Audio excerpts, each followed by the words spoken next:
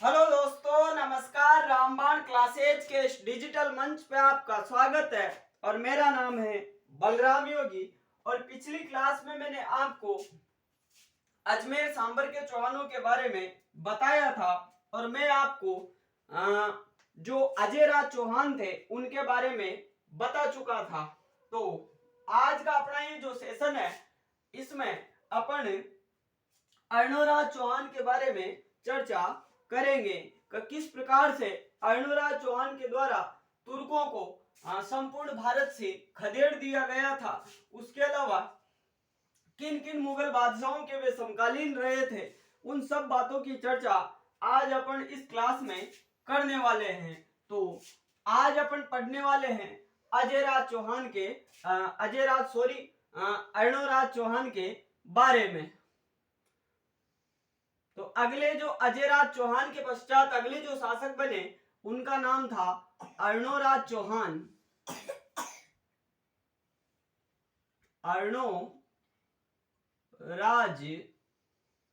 अर्णोराज चौहान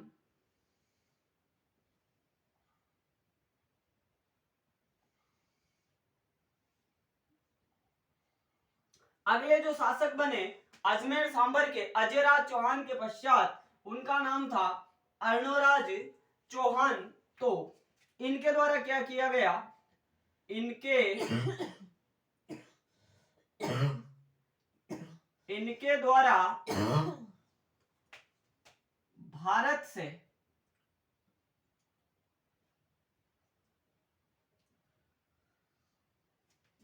से तुर्कों का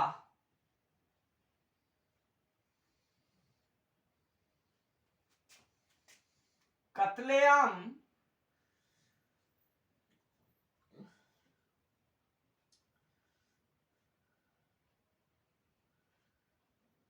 किया गया और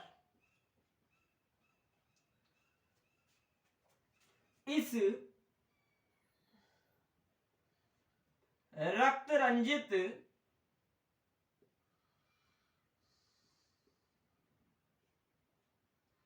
धरा को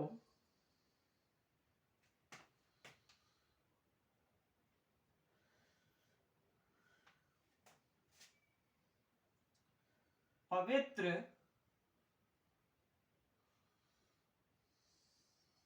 करने के लिए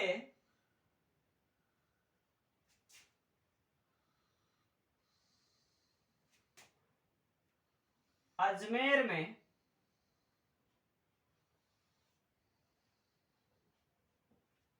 आना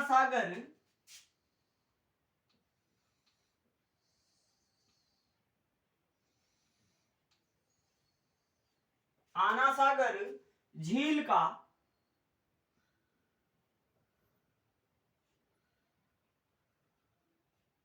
निर्माण करवाया गया।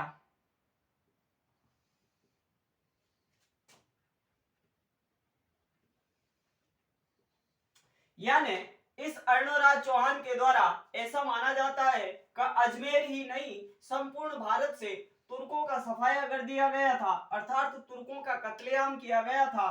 तो तुर्कों के कत्लेआम से जो अपना रेगिस्तानी जो इलाका है वह लाशों के ढेर से जब भरा हुआ था, तो उस ढेर को मिटाने के लिए अर्थात उस रक्त रंजित धरा को यानी उस खून में भीगी हुई धरती को पवित्र करने के लिए इस अर्णोराज चौहान के द्वारा अजमेर में आना सागर झील का निर्माण करवाया गया था। तो आपको क्या याद रखना है, अजमेर में आना सागर झील का निर्माण किसने करवाया था? अर्णोराज चौहान के द्वारा यहाँ पे आना सागर झील का निर्माण करवाया गया था। आगे अगर अपन बात करें तो इनके द्वारा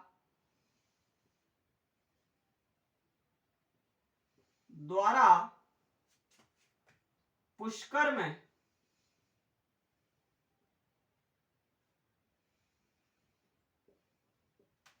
वराह मंदिर का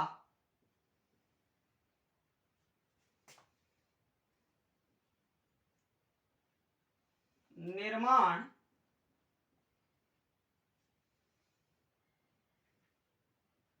करवाया गया। क्या बताया मैंने आपको, इनके द्वारा पुष्कर में वराह मंदिर का निर्माण भी करवाया गया था। और ये दो मुगल बादशाहों के समकालीन भी रहे थे, तो आप इसको भी लिख सकते हो। ये वेरी वेरी इंपॉर्टेंट बात है। ये दो मुगल बादशाहों के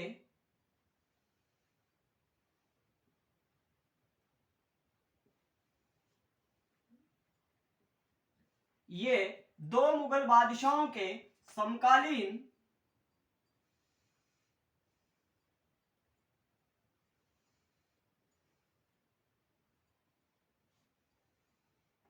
रहे।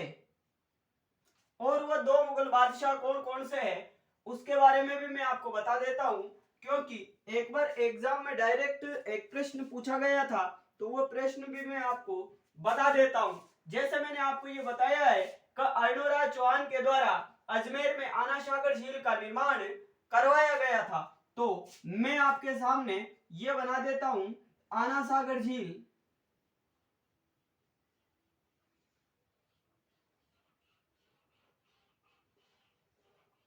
ये कौन सी झील बना दी मैंने, आना सागर झील। कौन सी झील बना दी, आना सागर झील। और मैंने ये भी लिखा है कि ये दो मुगल बादशाहों के समकालीन रहे थे, तो मैं आपको बता देता हूं दो मुगल बादशाह कौन कौन से थे। एक का नाम था जहांगीर, एक का नाम क्या था, जहांगीर, और दूसरे का नाम क्या था, शाहजहां।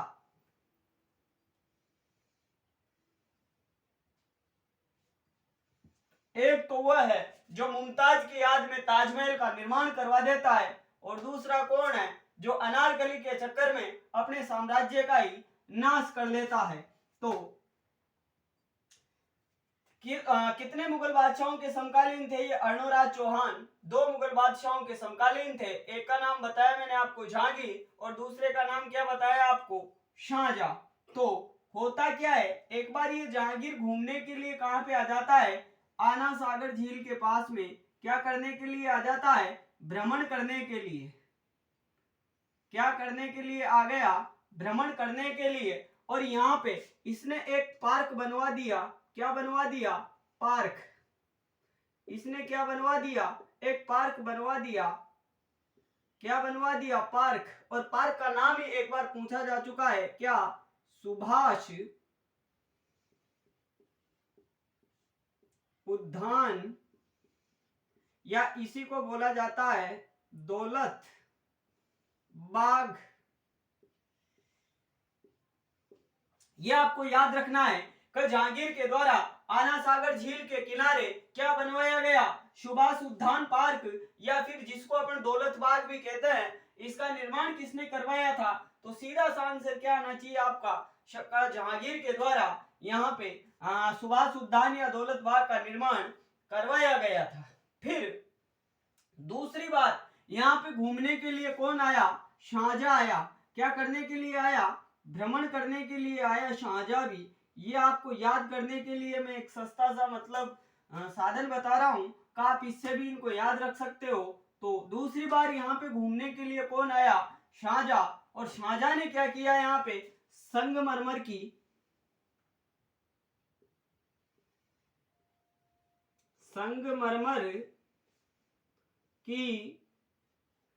बारहदरी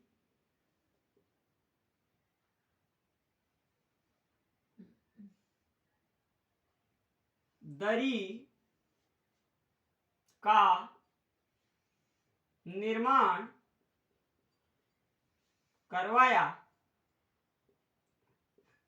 ये दोनों प्रश्न परीक्षा में पूछे जा चुके हैं कि सुभाष उद्यान या दौलत बाग का निर्माण कौन से मुगल शासक ने करवाया था, सलीम या जहांगीर अपन जिसको कह सकते हैं। और बारहदरी का निर्माण किसने करवाया, बारहदरी डायरेक्ट ऐसा पूछा जाता है, लेकिन मैंने आपके सामने क्या लिखा है, संगमरमर की बारहदरी इसका निर्माण किसने करवाया?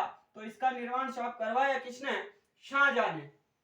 तो एक बार फिर मैं आपको बता देता हूं कि अर्णोराज चौहान इनके द्वारा भारत से तुर्कों का कत्लेआम किया गया और उस रक्त रंजित धरा को पवित्र करने के लिए इसके द्वारा आना सागर झील का निर्माण करवाया गया था और इसने पुष्कर में बड़ा मंदिर का निर्माण भी करवाया था। ये दो मुगल बादशाहों के समकालीन रहे। एक मुगल बादशाह थे जहांगीर, जिनके द्वारा सुभाष उद्यान या दौलत बाग का निर्माण करवाया गया था, और दूसरे थे शाहजहां, जिनके द्वारा संगमरमर की 12 दरी का निर्माण भी करवाया गया था। तो आप इसको नोट आउट कर सकते हो। आप लोग ज्यादा से ज्यादा इस चैनल को सब्सक्राइब करें और अपने दोस्तों के साथ में शेयर करें, और आपका किसी भी प्रश्न को लेकर अगर कोई डाउट है तो वो कमेंट बॉक्स में कमेंट करना ना भूलें, और आप अच्छे से इनके नोट्स बनाते चले ताकि आपकी जो भी प्रिपरेशन है वह अच्छे से हो और आप अपने निश्चित लक्ष्य को एक निश्चित योजना के अंतर्गत प्राप्त करें और ऐसे ही अपनी तैयारी को जारी रखें। तो अभी तक मैंने आपको ये बताया है कि ये दो मुगल बादशाहों के समकालीन भी रहे थे। अब इनके द्वारा किन किन के साथ में युद्ध लड़े गए तो उनके बारे में भी मैं आपको बता देता हूं। तो अर्णोराज चौहान यानी इनके द्वारा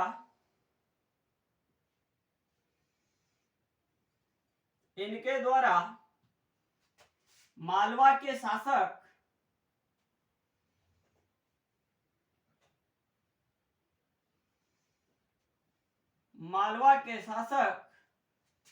नरवर्मन को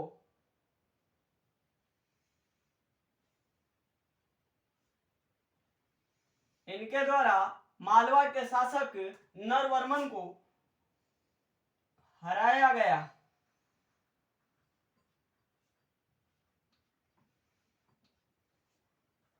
क्या किया इसने?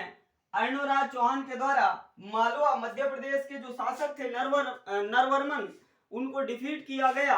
तो ये नरवर्मन कहां के शासक थे? मालवा मध्य प्रदेश के। तो इनको डिफीट किया गया किसके द्वारा? अर्णोराज चौहान के द्वारा। अब मैं आपको गुजरात के साथ में इनके युद्धों के बारे में बता देता हूं। तो जैसे बात करें अपन यहां पे अजमेर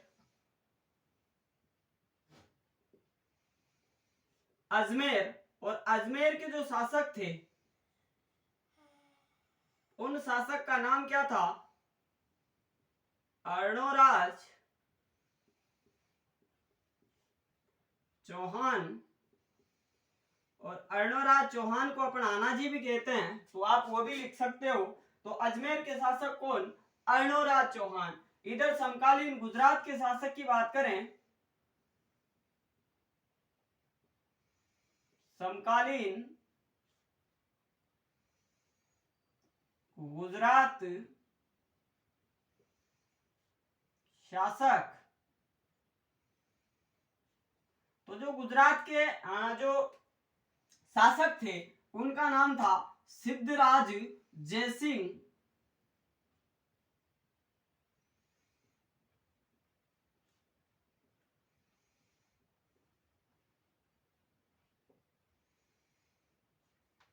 मैं क्या बता रहा हूं कि जब अजमेर में अर्णोराज चौहान का शासन था, उनके समय गुजरात के जो शासक थे उनका नाम था सिद्धराज जयसिंह। और सिद्धराज जयसिंह के अगर अपन पुत्र की बात करें, पहले मैं यहां पे आपको पुत्र बता देता हूं। पुत्र, तो पुत्र का अगर इनके पुत्र की बात करें तो पुत्र का नाम क्या था?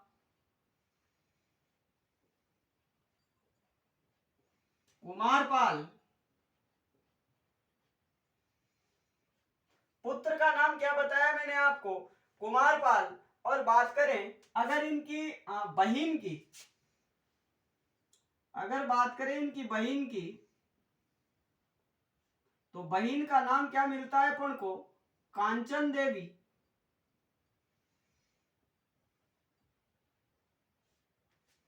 और सिद्धराज ये जो जयसिंह था, अगर बात करें इसकी पुत्री की, पुत्री की, तो पुत्री का नाम क्या मिलता है अपन को? देवल देवी। तो आप ये बातें याद रखोगे। अब मैं आपको समझाता हूं कैसे क्या होता है। अजमेर के शासक अर्णोराज चौहान, समकालीन गुजरात के शासक सिद्धराज जयसिंह, सिद्धराज जयसिंह की जो बहन थी उनका नाम था कांचन देवी, और सिद्धराज जयसिंह की जो पुत्री थी उसका नाम था देवल देवी, और सिद्धराज जयसिंह के जो पुत्र थे उनका नाम क्या था? कुमारपाल। तो पुत्र का नाम क्या बताया मैंने आपको? कुमारपाल। तो अर्णोराज चौहान और इस सिद्धराज जयसिंह के मध्य जो पहला युद्ध होता है, इनके बीच में ये जो फर्स्ट बैटल हुआ, प्रथम युद्ध, यानी अर्णोराज चौहान और सिद्धराज जयसिंह के मध्य में ये जो पहला युद्ध होता है, इस युद्ध के दौरान दोनों के बीच में क्या हो जाती है? अलायंस हो जाती है, संधि हो जाती है, और संधि के तहत इस बहिन कांचन देवी का विवाह किसके साथ में करवा दिया गया? अर्णोराज चौहान के साथ में। तो ये बात आप याद रखोगे। मैं क्या बता रहा हूं? अर्णोराज चौहान और सिद्धराज जयसिंह के मध्य जो पहला युद्ध हुआ था, इस पहले युद्ध के दौरान सिद्धराज जयसिंह को वैसे हार का सामना करना पड़ता है, इसकी हार हो जाती है और ये इसमें विजयी रहता है। क्या रहता है? विजयी। ये इसमें विजयी रहता है, और हारने के बाद में ये सिद्धराज जयसिंह अर्णोराज चौहान के साथ में संधि कर लेता है, और संधि के तहत इस कांचन देवी का विवाह किसके साथ में करवा दिया जाता है?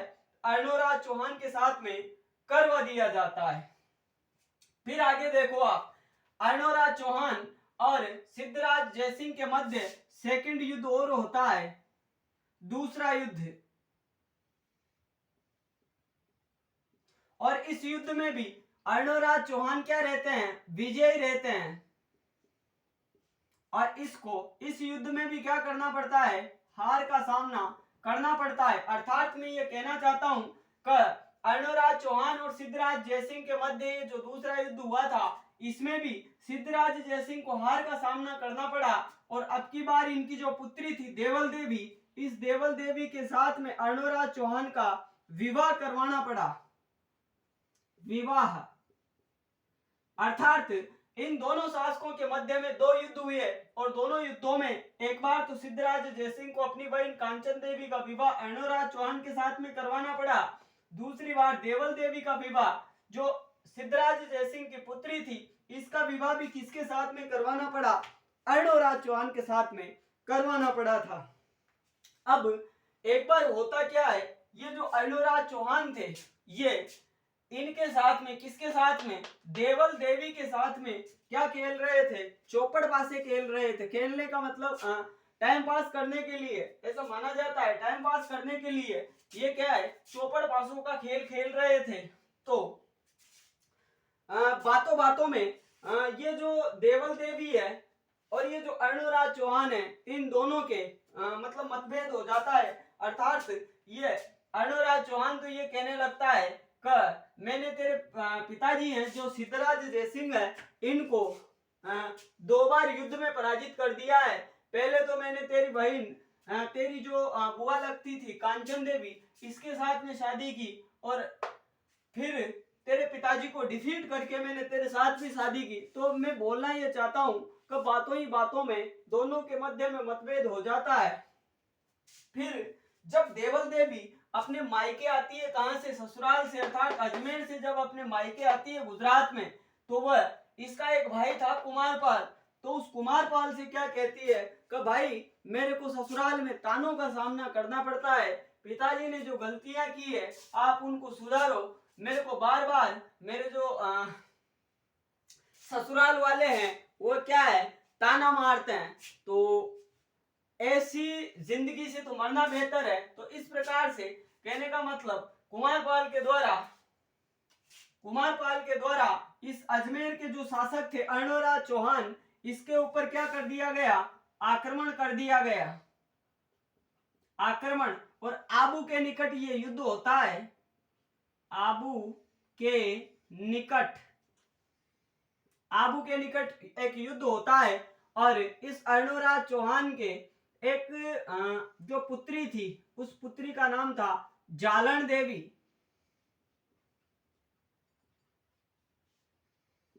जालन देवी। तो मैं क्या बता रहा हूं, तो देवल देवी के इतना कहने पर कुमारपाल को गुस्सा आया और कुमारपाल ने अर्णोराज चौहान के ऊपर आक्रमण कर दिया। और अर्णोराज चौहान की इस युद्ध में क्या हो गई, इसकी तो हुई विजय। और इस अर्णोराज चौहान को इस युद्ध में हार का सामना करना पड़ता है। और इस अर्णोराज चौहान और कुमारपाल दोनों के मध्य में अलायंस हो जाती है, संधि हो जाती है। और संधि के तहत इस जालन देवी का विवाह किसके साथ में करवा दिया जाता है, कुमारपाल के साथ में करवा दिया जाता है। तो आप इसको अच्छे से समझना। मैं एक बार फिर आपको बता देता हूं, अर्णोराज चौहान इनके द्वारा मालवा के शासक नरवर्मन को डिफीट किया गया, पराजित किया गया था। फिर मैंने आपको बताया कि अजमेर में जब शासक कौन थे, अर्णोराज चौहान, तो समकालीन जो गुजरात थी इसके शासक कौन थे, सिद्धराज जयसिंह। सिद्धराज जयसिंह की बहन का नाम कांचन देवी, पुत्री का नाम देवल देवी और पुत्र का नाम था कुमारपाल। और इधर अर्णोराज चौहान की एक पुत्री थी और पुत्री का नाम था जालन देवी।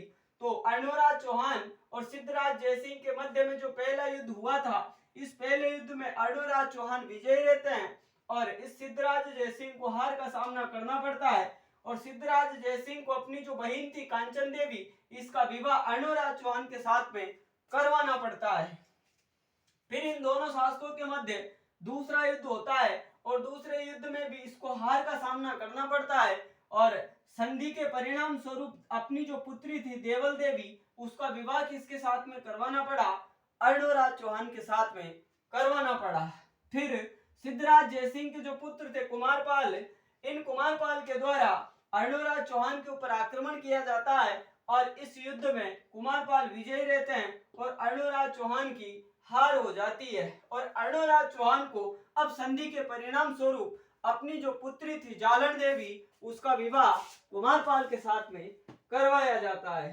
तो आप लोग इसको नोट आउट कर सकते हो। आप लोग ज्यादा से ज्यादा इस चैनल को सब्सक्राइब करें और अपने दोस्तों के साथ में शेयर करें और अपना ये जो छोटा परिवार है इसको बढ़ाने की कोशिश करें। तो आशा करता हूं आपको मैंने जो ये पढ़ाया है वो समझने में आया होगा। तो आज के सेशन को अपन यहीं पे विराम देंगे। तो आज की क्लास और अभी के लिए इतना ही। धन्यवाद। आपका दिन शुभ हो।